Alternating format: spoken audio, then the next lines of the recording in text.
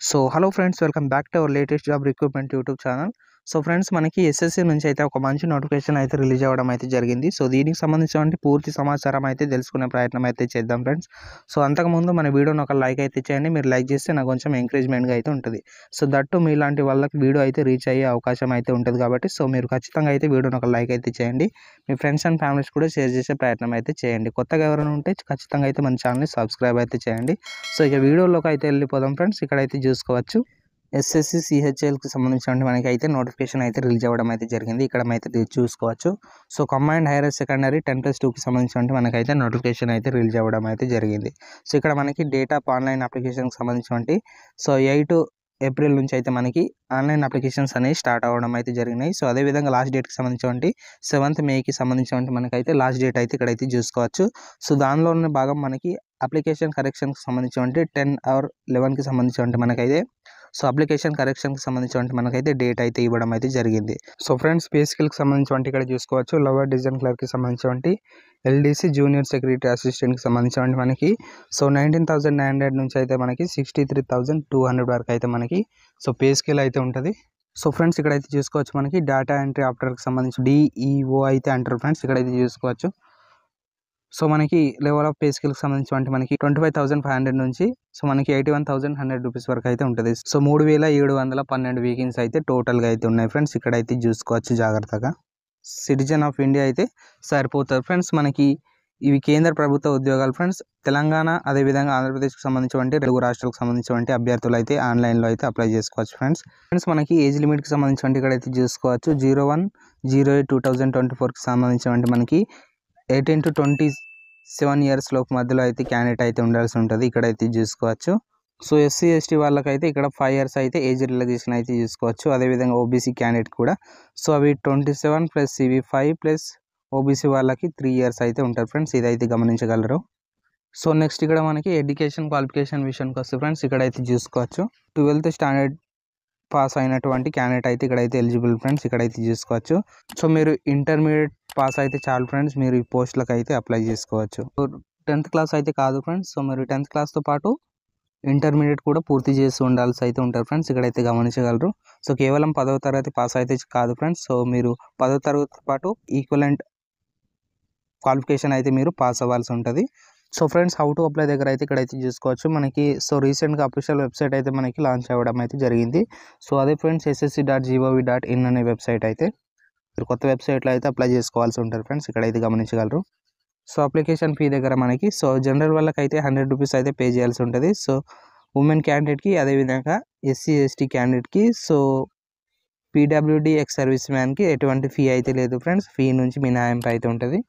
So next ఇంకా మనకి exam centres ఎక్కడెక్కడ ఉన్నాయి అనేసి ఇక్కడైతే చూసుకుందాం ఫ్రెండ్స్. మనకి ఎగ్జామ్ సెంటర్కి సంబంధించి ఇక్కడైతే చూసుకోవచ్చు. ఎగ్జామ్ సెంటర్స్ మనకి సౌతర్న్ రీజియన్ కాబట్టి సో మనం అయితే సౌతర్న్ రీజియన్ అయితే చూసుకోవచ్చు ఫ్రెండ్స్ ఇక్కడ.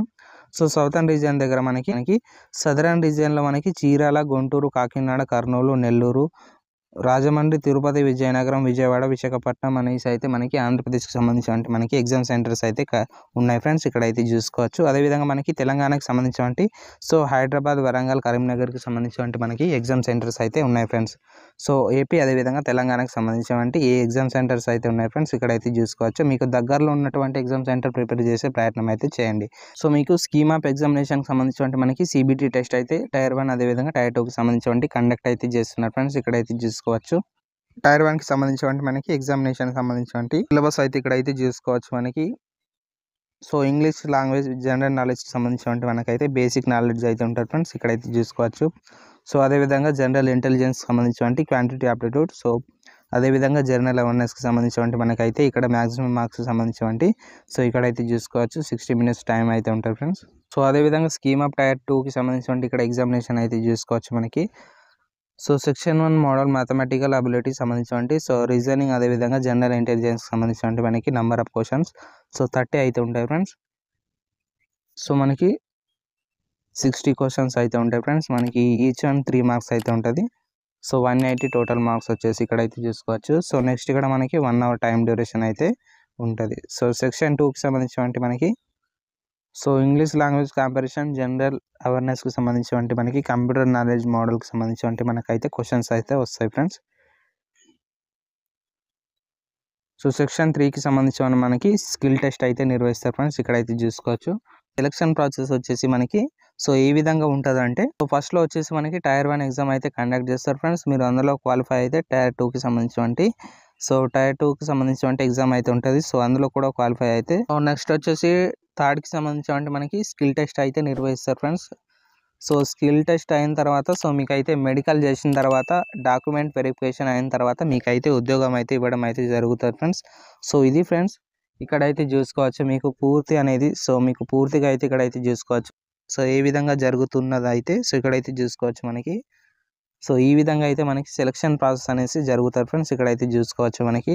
సో ఫస్ట్ వచ్చేసి మనకి టైర్ 1 టైర్ 2కి సంబంధించిన ఎగ్జామినేషన్ అయితే కండక్ట్ చేస్తారు ఫ్రెండ్స్. అదేవిధంగా మనకి సంబంధించిన మనకి స్కిల్ టెస్ట్ అయితే నిర్వహిస్తారు. సో దానిలో భాగంగానే మీకైతే మెడికల్ చేయడం అయితే జరుగుతుంది. సో దట్టు మెడికల్ అయిన తర్వాత డాక్యుమెంట్ వెరిఫికేషన్ చేసిన తర్వాత మీకైతే ఉద్యోగం అయితే ఇవ్వడం అయితే జరుగుతుంది ఫ్రెండ్స్. సో ఇది ఫ్రెండ్స్ ఈ వీడియో మీకు నచ్చినట్లయితే తప్పకుండా మన వీడియోని ఒక లైక్ అయితే చేయండి. మీరు లైక్ చేస్తే నాకు కొంచెం ఎంకరేజ్మెంట్గా అయితే ఉంటుంది.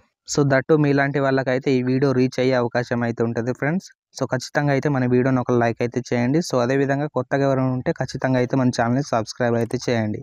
So me friends and families కూడా షేర్ చేసే ప్రయత్నం అయితే చేయండి. మీకు ఏమైనా డౌట్స్ ఉంటే కింద అయితే కామెంట్ చేయండి friends. Thank you for watching.